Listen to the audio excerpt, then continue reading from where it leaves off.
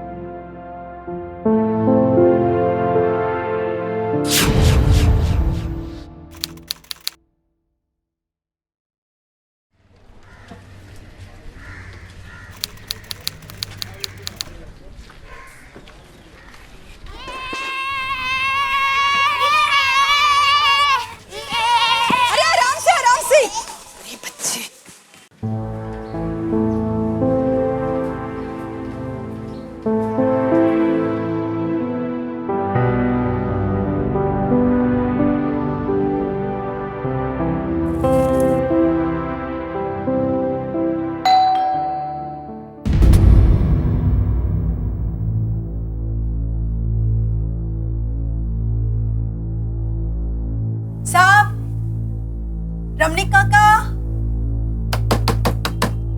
रमणीक काका, ऐसे भी कोई घोड़े बेचकर सोता है क्या?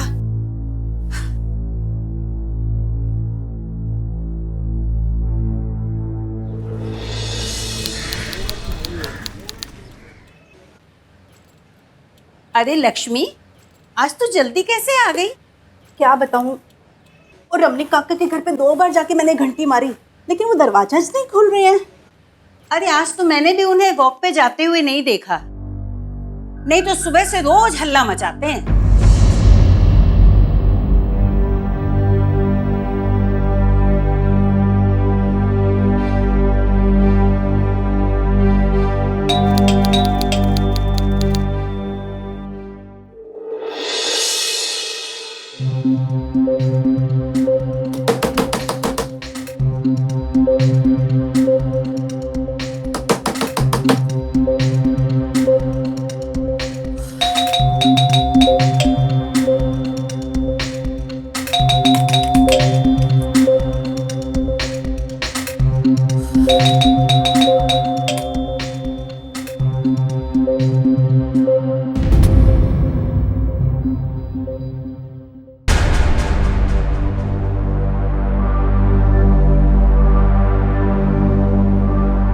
वॉचमैन, वॉचमैन, बोलो। वॉचमैन, मैं ऊपर 3 बार जाके आई और कितनी बार मैंने डोरबेल नहीं मारी और रमणीक काका दरवाजे नहीं खोल रहे हैं। मेरे को लगता है कुछ लोचा हुआ है। तुम चलो ना मेरे साथ। रमणीक काका, चलो देखते हैं।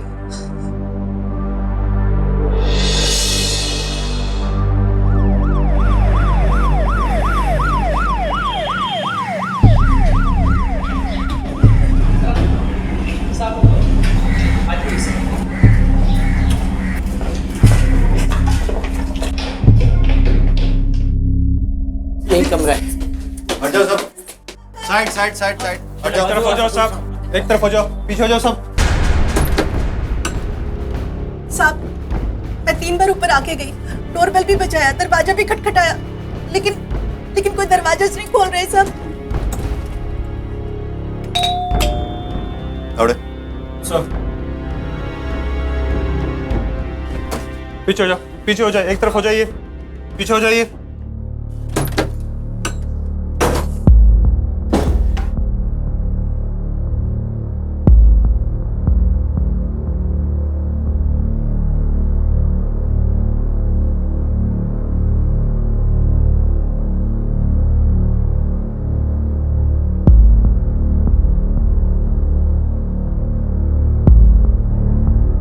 ये चाबी?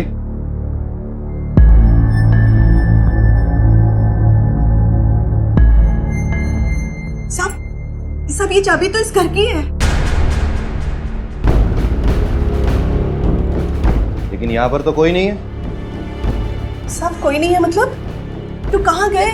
अरे गए होंगे कहीं अपने रिश्तेदार के यहाँ घूमने। साहब, उनका कोई भी नहीं है, वो तो एकदम अकेले हैं। और वो किसके पास जाएंगे साहब? वो अकेले रहते हैं? नहीं साहब, वो गणेश है, उसके साथ रहते हैं, लेकिन वो तो 1 हफ्ते की छुट्टी पे गया है, वो कल आएगा। गणेश कौन? सब वो उनके साथ ही रहता है, उनके खाने का, उनका राशन का, सबका वही देखते हैं साहब। हाँ, कोई आया होगा पहचान वाला, उनके साथ गए होंगे ना। मैंने कहा ना साहब, वो एकदम अकेले हैं और कितने सालों से तो वो सोसाइटी के बाहर भी नहीं गए हैं साहब। और साहब अगर वो जाते तो मुझे बता के जाते, पेपर वाले को, सबको बता के जाते साहब। साहब वो इन बातों के बहुत पक्के हैं, ऐसा नहीं हो सकता साहब।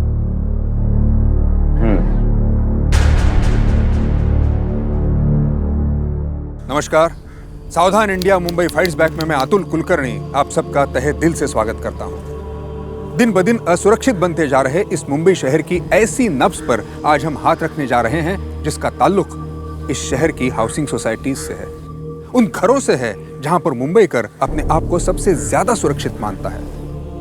ऐसी ही एक हाउसिंग सोसाइटी में रमणीक भाई कांतिलाल रहते थे। ना कोई रिश्तेदार, ना कोई बहन, ना कोई भाई, ना कोई संतान।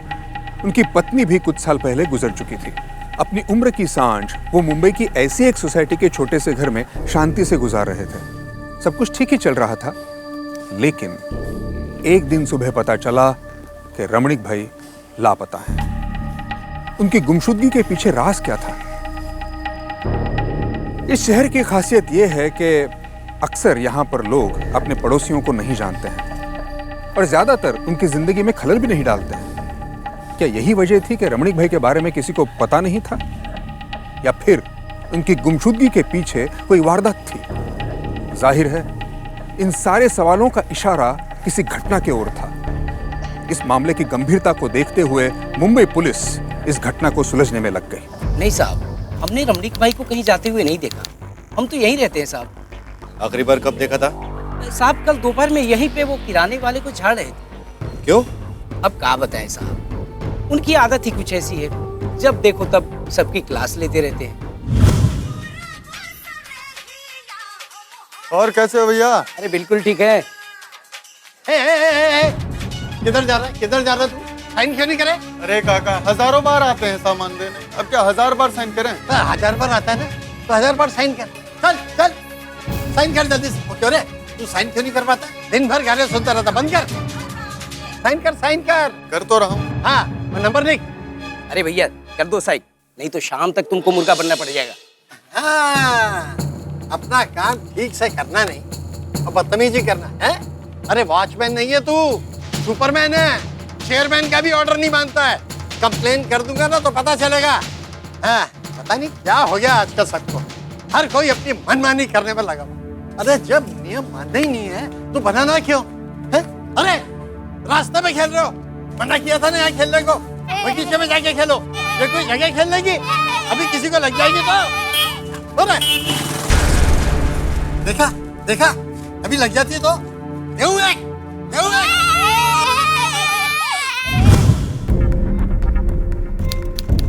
आपने आखिरी बार रमणीक भाई को कब देखा था? अंदर आके। जी कल देखा था, मैं शॉपिंग के लिए बाहर निकल रही थी तो वो भी नीचे उतर रहे थे। कुछ बातचीत हुई आपकी उनसे? जी नहीं। कल रात को उनके घर से कोई आवाज सुनाई थी आपको? नहीं, हमने तो कुछ नहीं सुना। वो वॉचमैन बोल रहा था कि वो हर किसी से उलझ जाते थे। वो बुजुर्ग है ना, अकेले ही रहते हैं, थोड़ा नेचर है उनका ऐसा, लेकिन दिल के बुरे नहीं है। ऐसा कोई है जो जाते समय वो उनको बता के जाए? कोई खास? कोई खास तो नहीं, हाँ पर ऊपर वाले पे उनका दूसरा फ्लैट है, वहाँ पे उनके किराएदार है, शायद उनको बता के गए हो। किराएदार कौन? 2 लड़के हैं, पर अभी तो वो काम पे गए होंगे। उनका नंबर है आपके पास? नहीं, उनका नंबर तो नहीं है, पर सोसाइटी के सेक्रेटरी है जयंत देशमुख जी, उनके पास आपको उनका रिकॉर्ड मिल जाएगा। ठीक है, चेक करते सर। हितेश किरकिरे और लौकिक गोगाटे नाम है दोनों का। कितने साल से रहते हैं ये लोग? यही कोई 1 आध साल से। रमणीक भाई के साथ उनका व्यवहार कैसा है? मतलब किराया वगैरह सब ठीक से देते? ये तो मुझे पता नहीं, लेकिन रमणीक भाई और हितेश का अक्सर झगड़ा हुआ करता है।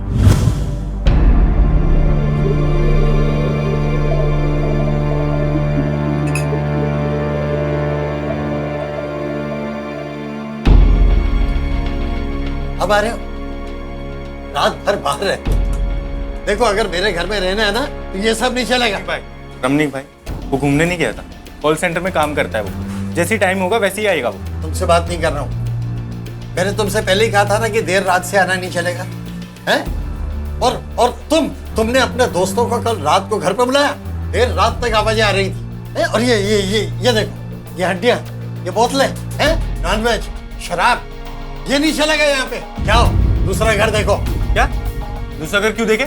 एग्रीमेंट में ये सब लिखा था क्या? रोज खुद से नए रूल्स बनाते हो और हमारे सर पे चढ़ के बैठ जाते हो। फ्री में रहते नहीं है यहाँ पे, किराया देते हैं, समझे आप? हमारी मर्जी, कभी भी रहे, कभी भी आए, कभी भी जाए और किसी को भी लाए और कुछ भी खाए।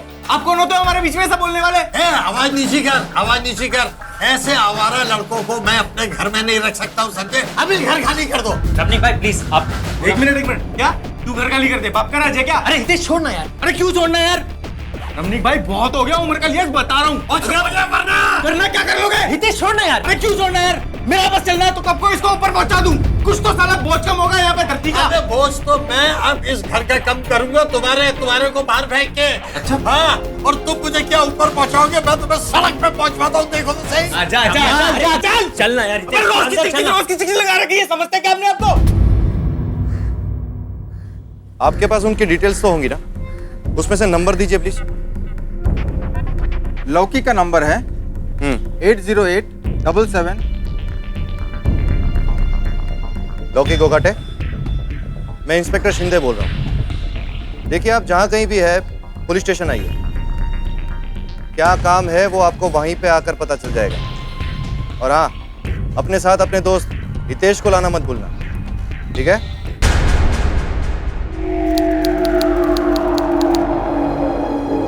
सर उनका झगड़ा हर रोज हर किसी से होता था सर। लेकिन हर कोई उनको जान से मारने की धमकी नहीं देता था। सर वो तो हितेश ने ऐसे ही गुस्से में आकर कह दिया था। इसका मतलब ये थोड़ी है कि वो हम डिसाइड करेंगे।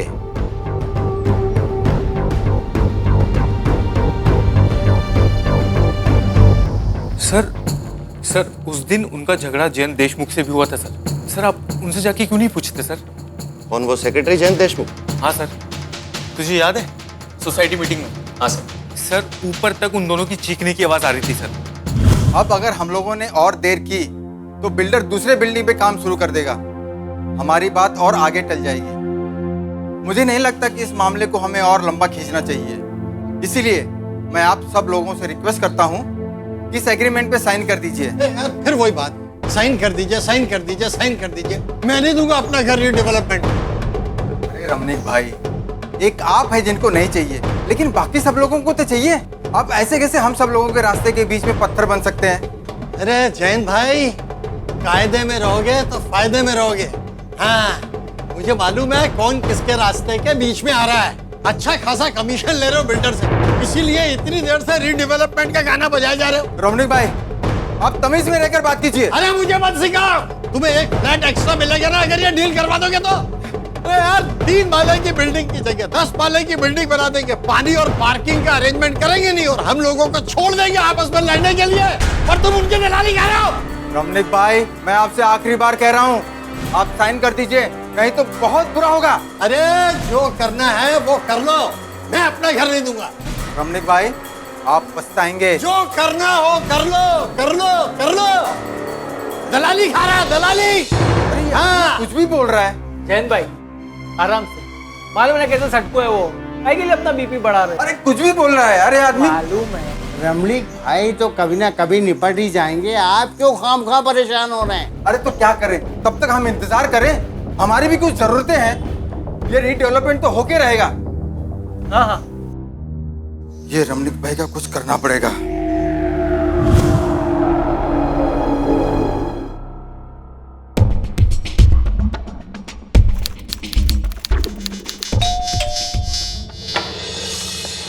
जयंत देशमुख जी, आपका कल रमणीक भाई से झगड़ा हुआ था, आपने बताया क्यों नहीं? आपने पूछा नहीं इंस्पेक्टर साहब, और ऐसी कोई बात नहीं हुई थी कि आपको बताएं। अच्छा, तो ये अब आप हमें सिखाएंगे। आप तो नाराज हो रहे हैं इंस्पेक्टर साहब। झगड़ा अपनी जगह पर है, कल वो मुझे मिलेंगे तो मैं फिर उनसे झगड़ा करूंगा। वो कहाँ गए हैं मैं नहीं जानता हूँ। आप अपनी पूरी तसल्ली के साथ में छानबीन कीजिए। मैं सच कह रहा हूँ, उनके गायब होने में मेरा कोई हाथ नहीं है। बच्चे की कसम इंस्पेक्टर साहब।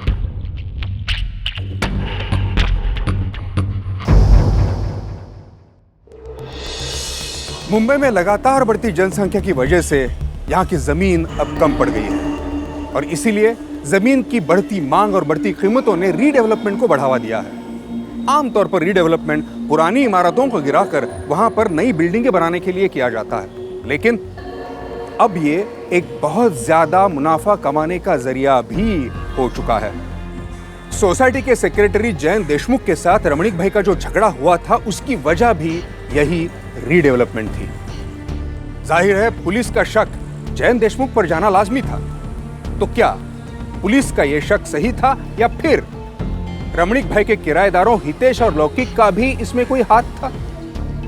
रमणीक भाई को गायब हुए कई घंटे हो चुके थे। हालांकि पुलिस के शक के दायरे में 2 किराएदार भी आ चुके थे, लेकिन पुलिस की नजर अब रमणीक भाई के केयरटेकर गणेश पर थी। सर, रमणीक लाल जी के घर का नौकर गणेश साहब नमस्कार। साहब मैं पिछले 4 बैठ।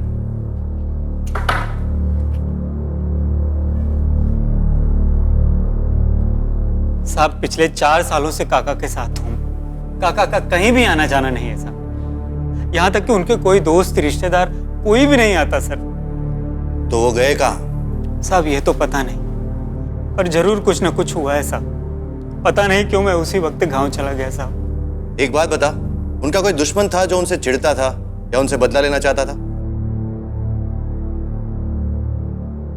हाँ साहब, ये जरूर उस जमादार मोतीलाल का काम है साहब। काका और मोतीलाल के बीच में हमेशा झिकझिक चलती रहती थी साहब। यहाँ तक कि काका ने पिछली बार उसको नौकरी से भी निकलवा दिया था साहब।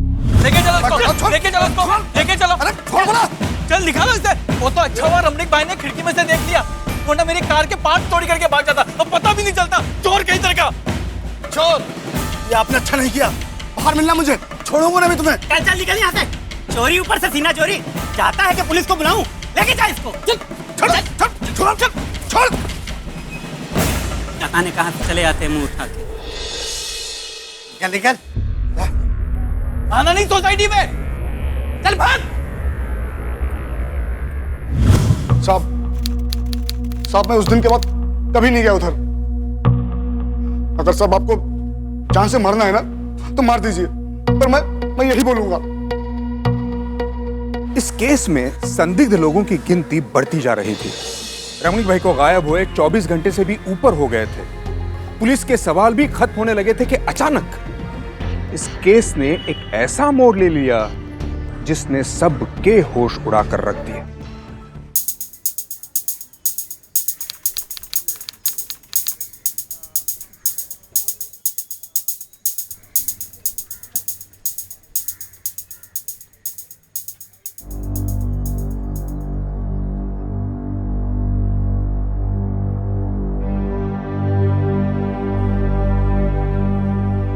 अरे ये क्या बात आ रहा है?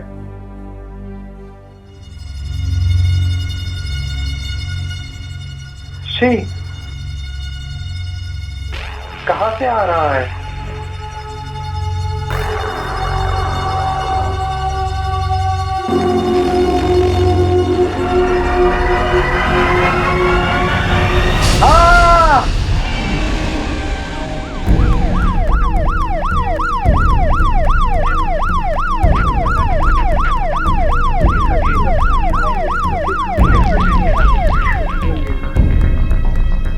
सर आइए सर।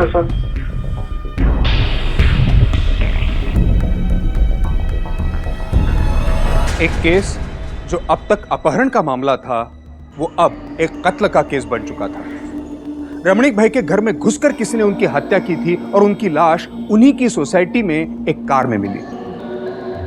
जरा सोचिए, एक बुजुर्ग की हत्या हुई और उसकी लाश उसी की सोसाइटी में पार्क की हुई एक कार तक पहुंची और किसी ने इसे देखा तक नहीं। हाउसिंग सोसाइटीज की सुरक्षा पर बहुत पैसे खर्च होते हैं, लेकिन इन दावों की हकीकत का अंदाजा आपको इस वारदात से खुद ही आ जाएगा। पुलिस बड़ी सरगर्मी से उस शख्स को ढूंढने में अब लग गई जिसका हाथ इस हत्या के पीछे था। इधर आ। ये क्या हो गया तेरे रहते हुए? साहब हमने कुछ भी नहीं देखा साहब। हमारा विश्वास कीजिए साहब, पता नहीं ये सब कैसे हो गया। रोना बंद कर। ये गाड़ी किसकी है? साहब, ये गाड़ी मंदार पघारी साहब की है, जो फ्लाइट नंबर 202 में रहते हैं, लेकिन साहब वो छुट्टी मनाने के लिए लोनावाला गए हैं। वगैरह साहब की छुट्टी कैंसिल करो और लाश को भेजो पोस्टमार्टम के लिए। और हाँ, पूरी सोसाइटी में नोटिस लगवा दो, कोई कहीं शहर से बाहर नहीं जाना चाहिए। सर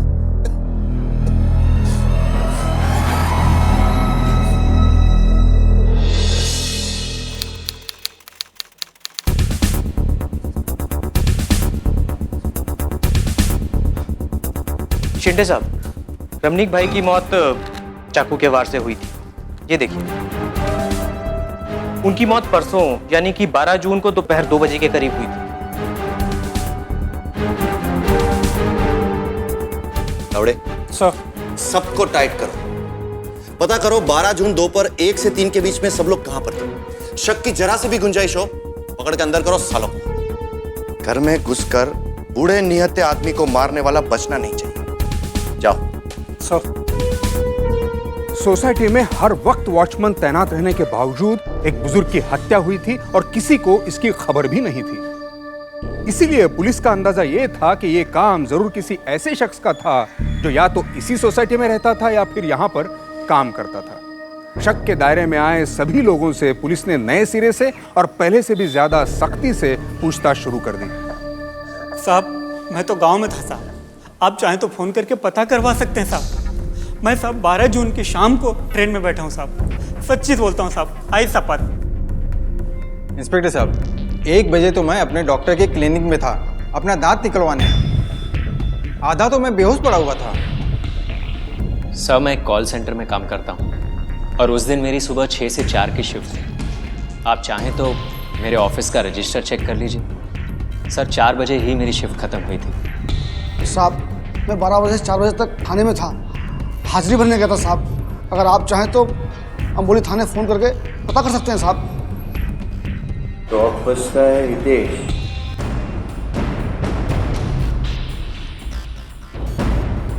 सर, मैं सेल्स में हूँ सर, मुझे बाहर फील्ड पे जाना पड़ता है। उस दिन भी मैं 12 बजे गोरेगांव में था क्योंकि मेरी एक मीटिंग थी और ठीक 2:30 बजे मैं बोरीवली पहुंचा था दूसरी मीटिंग के लिए। सर, गोरेगांव से बोरीवली 2.5 घंटे?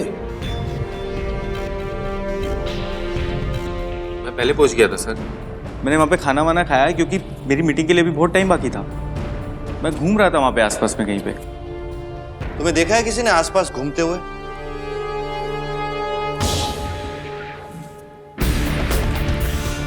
सर, मैं आपसे पहले भी कह चुका हूँ कि मैंने ये खून नहीं किया सर। मैं इतना गिरा हुआ काम नहीं कर सकता हूँ सर। लावड़े, लेके जा इसको, बंद कर। सर, लेकिन आप मेरी पूरी बात तो सुनिए सर। सर, आप मेरी बात पे विश्वास क्यों नहीं कर रहे सर? सर, आप इस तरह से नहीं कर सकते सर। मैं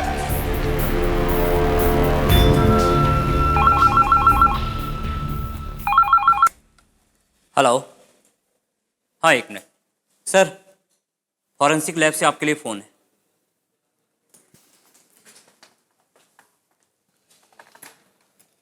हेलो, हाँ जी, हाँ,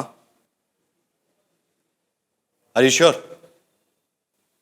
ठीक है, तावड़े को बोलो हितेश को लेके आए। जी सर।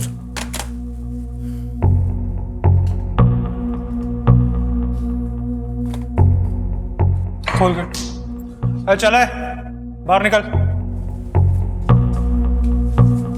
चल। सर, मैंने कुछ नहीं किया सर। चुप चुप। सर, मैंने किसी का खून नहीं किया सर, मैं बेकसूर हूं सर। साइन कर इस पे। सर, ये तो ब्लैंक पेपर है सर। सर, मैं इस पे साइन नहीं कर सकता। मैंने कहा ना साइन कर इस पे। सर, सामने बोलो ना साइन करने को। चल साइन कर। मैंने साइन कर।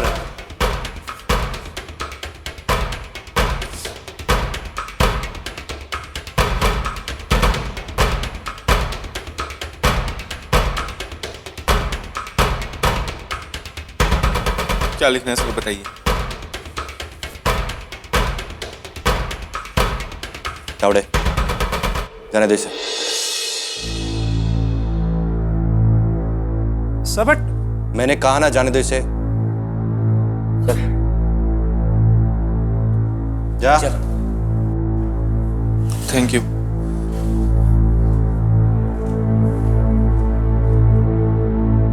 तावड़े, ये लेफ्टी लेफ्ट हैंड का इस्तेमाल करता है और जिसने छुरा घोपा है ना वो राइटी है, राइट हैंड का इस्तेमाल करता है।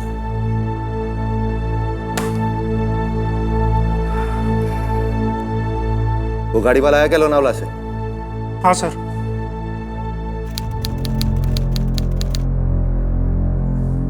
चलो, साहब ने बुलाया आपको।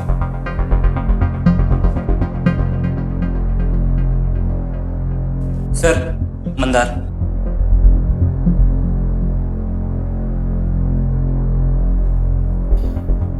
देखिए सर, मेरा उनसे कोई लफड़ा नहीं था। तो फिर उनकी लाश तेरी गाड़ी में कैसे पहुंची? मुझे क्या पता सर, मैं खुद हैरान हूँ। मैं 2-3 दिन से लोनावाला में था। हम ये कैसे मान ले कि तू यहाँ पे नहीं था? सर, आप वहाँ के मैनेजर और रिसेप्शनिस्ट से बात कर सकते हैं। और हाँ, ये देखिए, मेरे पास उनका बिल भी है। आप चाहे तो वहाँ की सीसीटीवी फुटेज ले सकते हैं। मैं 2-3 दिन से वहीं पर था सर। चेक करवाता हूँ सर। रमणीक भाई के कत्ल का केस पेचीदा होता चला जा रहा था। पुलिस परेशान थी। उन्होंने फिर नए सिरे से जांच करने की ठानी। ठीक से छानबीन करो, कोई ना कोई सबूत तो जरूर मिलेगा। Yes sir.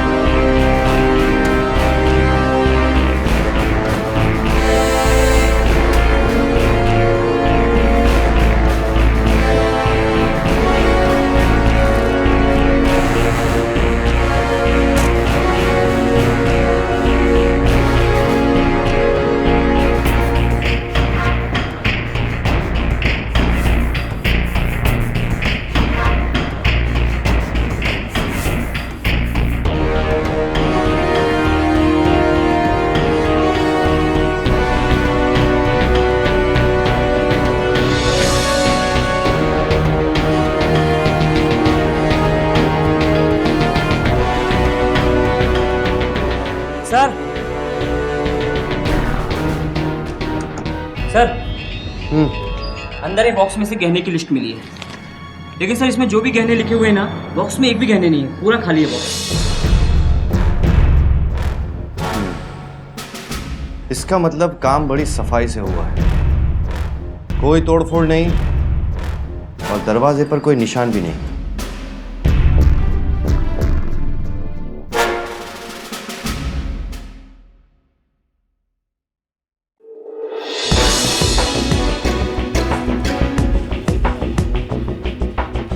क्यों बे? तेरे होते हुए चोरी हो गई, कत्ल भी हो गया, फिर भी तू बोलता है कि तुझे कुछ पता नहीं। साहब, अब हम आपको कैसे बताएं कि उस घर में जाने के लिए कोई आया ही नहीं था साहब। इसे याद करके बता। साहब, हमको याद है, बस हमेशा की तरफ वो किराना वाला, पेपर वाला और दूध वाला आए थे साहब। और हाँ साहब, 2 लड़के और आए थे, टीवी रिपेयर करने के लिए वो लोग 303 में गए थे साहब। मैंने उनकी एंट्री ली है साहब, मैं आपको दिखाता हूँ। हाँ साहब, ये पक्का यही है? जी साहब, ये उन्हीं का नाम है। 303 टीवी? पर सर, हमारा टीवी तो ओके है, हमारे यहाँ कोई आया नहीं और हमने कोई कंप्लेंट भी नहीं की।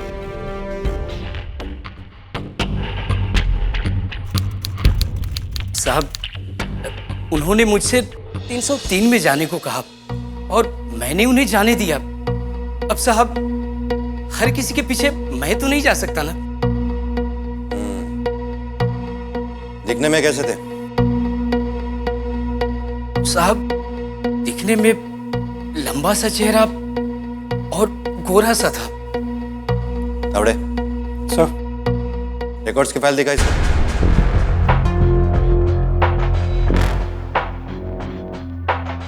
ले, पहचान में से।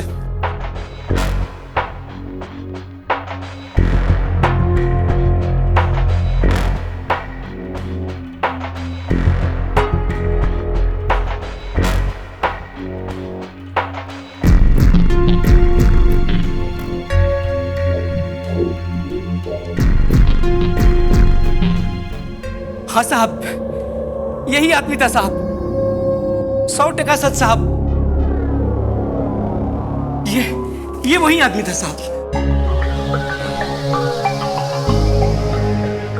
नहीं साहब, मैंने कुछ नहीं किया साहब। अच्छा, कुछ नहीं किया। Tawde, yes sir. 2 सालों को।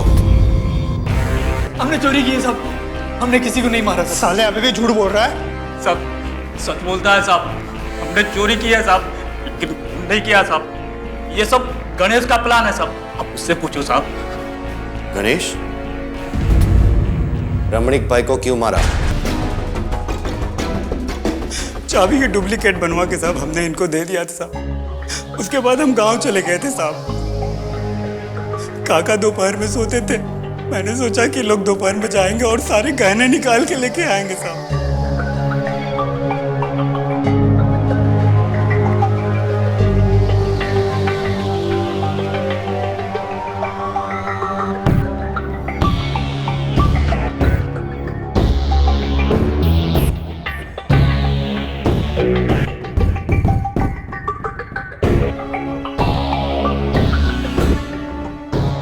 इन लोगों ने क्या किया साहब, हमें कुछ नहीं मालूम साहब।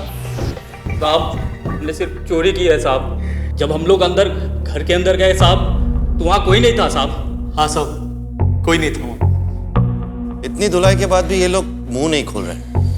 इसका मतलब ये लोग सच बोल रहे। और वो वॉचमैन भी बोल रहा था ना कि ये लोग कुछ 4 बजे के करीब आए थे। टिपिकल चोर है सर, गहने बेचकर खा गए, ये बैग थमा दिया है। एक ही घर में सर 2 क्राइम। ये केस तो सर एकदम डेड एंड पे पहुंच गया है। समझ में नहीं आता क्या करें।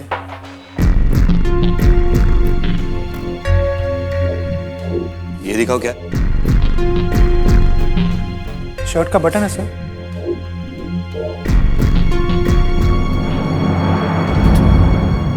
उनसे पूछो ये उनका है क्या? Okay sir.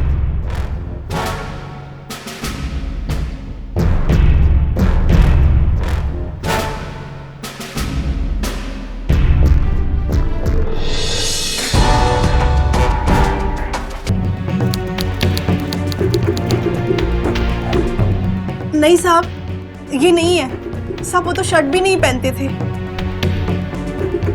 ये देखो साहब, ऐसा बटन, और सब कुर्ते में ऐसा बटन नहीं होता। ये देखो साहब, ये देखो साहब, ये बटन नहीं है साहब उनकी शर्ट का।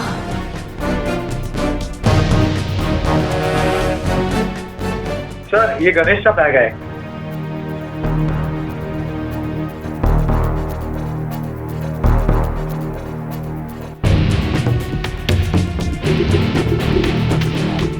इस शर्ट में तो ऐसा बटन ही नहीं है।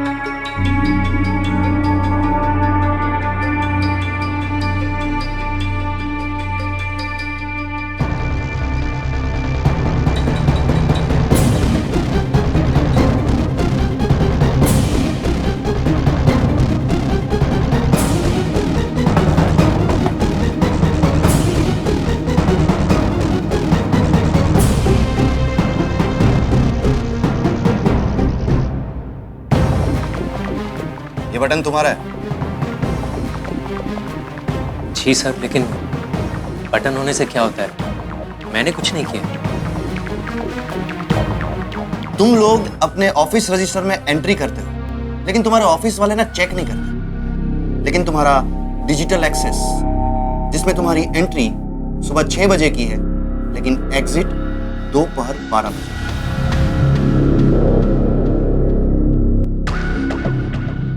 सर वो देख, मैं इस केस में बहुत टाइम वेस्ट कर चुका हूं, बहुत प्यार से बात की है मैंने, लेकिन अब मेरे अंदर पेशेंस नहीं है।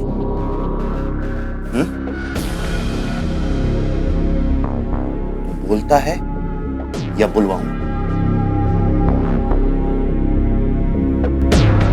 तो और क्या करता? बुड्ढे ने जीना हराम कर दिया था, और उस दिन जब उसने घर से निकालने की बात की तो मेरा दिमाग घूम गया। तुम मुझे क्या ऊपर पहुंचाओगे? मैं तुम्हें सड़क पे पहुंचवाता हूं, देखो तो सही। चल ना यार, लगा रखी है, समझते क्या अपने आपको? उस दिन बर्दाश्त की हद ही टूट गई थी। मैं ऑफिस से जल्दी घर आ गया, और जब वॉचमैन गेट पर नहीं था तब बिल्डिंग के अंदर आ गया और उनके दरवाजे के बाहर छुपकर उनका इंतजार करने लगा। और वो जैसे ही आए वो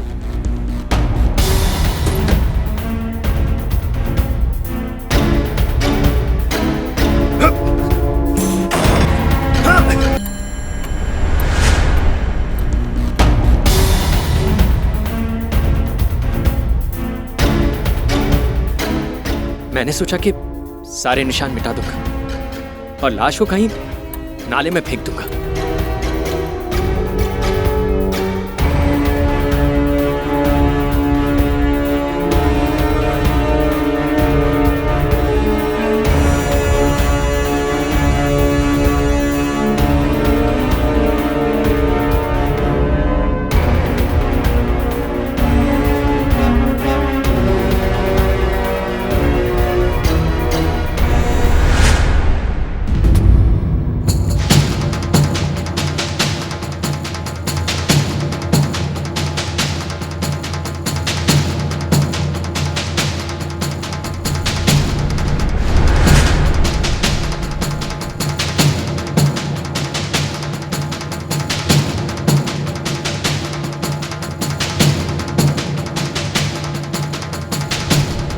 चेन्नई एक्सप्रेस जाता ना, ठीक है? हाँ बहुत अच्छी है।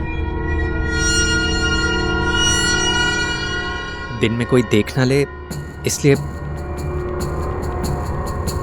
मैंने सोचा अभी पार्किंग लॉट में किसी गाड़ी में डाल देता हूं। रात होते ही ठिकाने लगा दूंगा।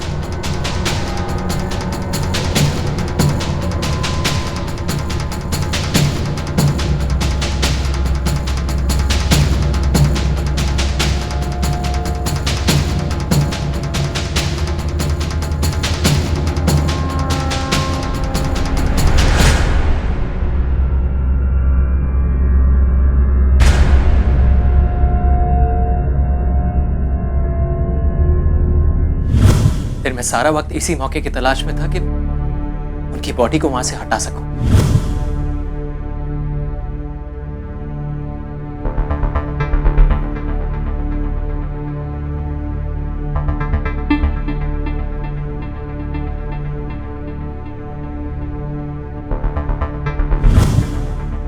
लेकिन अगले ही दिन पुलिस आ गई और पहरा लग गया।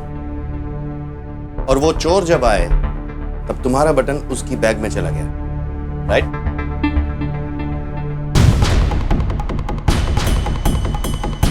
बे जल्दी।